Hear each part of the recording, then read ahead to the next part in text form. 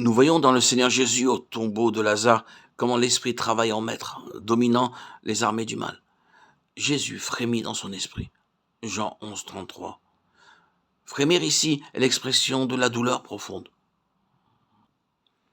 mêlée d'indignation produite dans l'âme du Seigneur, à la vue du pouvoir de la mort sur l'esprit de l'homme. Il alla à la tombe de Lazare avec indignation contre le prince de la mort. Et cette indignation de son esprit éclata avec force et puissance, quand il s'écria triomphant de toutes les puissances du mal. Lazare, sors.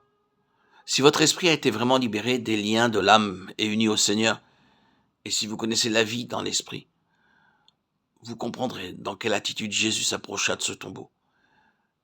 Car c'est la même indignation du Saint-Esprit dans votre esprit qui vous donne la victoire sur les puissances des ténèbres.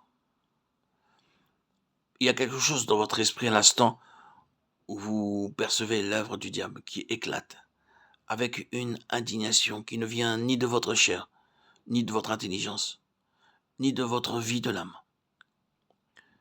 Mais c'est l'autorité du Saint-Esprit dans votre esprit qui jaillit de vous en une étincelle de puissance divine. Vous ne pouvez pas travailler efficacement à délivrer les âmes sans cette indignation qui jaillit de votre esprit, car c'est l'action de Dieu au-dedans de vous. Et ceci ne devient possible en vous que quand Dieu, le Saint-Esprit, a revêtu votre esprit de son revêtement divin.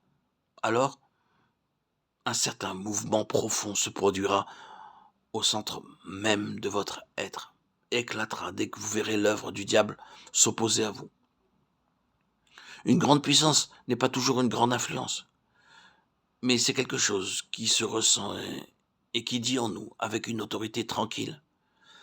Ceci est l'œuvre de Satan. Aussitôt que vous ressentez cela, vous le résistez dans votre esprit par la puissance de Dieu. Telle est la vie de victoire à laquelle Dieu veut nous amener. C'est ainsi que nous pouvons voir la nécessité de la croix de la parole de Dieu,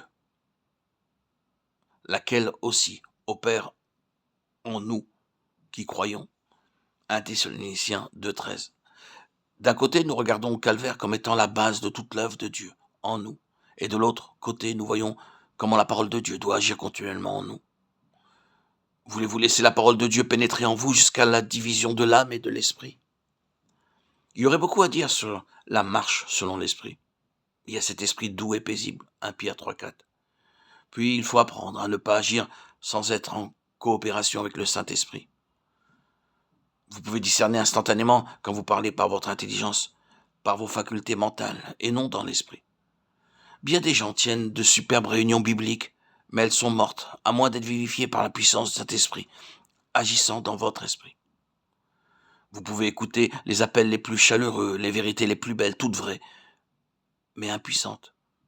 Hélas, ceux qui parlent ne se rendent pas toujours compte que la vie n'y est pas, et que ce ne sont que des productions purement mentales.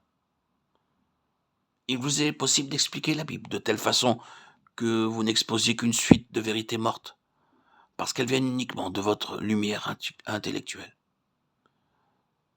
Si au contraire ces vérités viennent par votre esprit, à travers vos facultés mentales qui ont été épurées et vivifiées, alors il y a la lumière et la vie. Mais si elles viennent uniquement de votre intelligence, sans passer par la lumière de votre esprit, elles sont inutiles et ne serviront pas à nourrir ceux qui les attendent ardemment.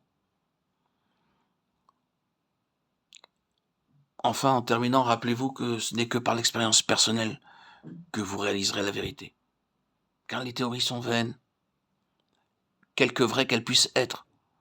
Vous connaîtrez la puissance d'un texte en l'éprouvant, en le vivant.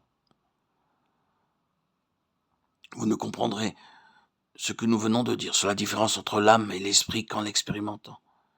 Et en demandant au Saint-Esprit de vous faire reconnaître et discerner ce qui vient de l'un et de l'autre. Qu'il daigne nous conduire jusqu'au plus haut degré de cette vie de plénitude, selon l'Esprit, à laquelle nous pouvons atteindre.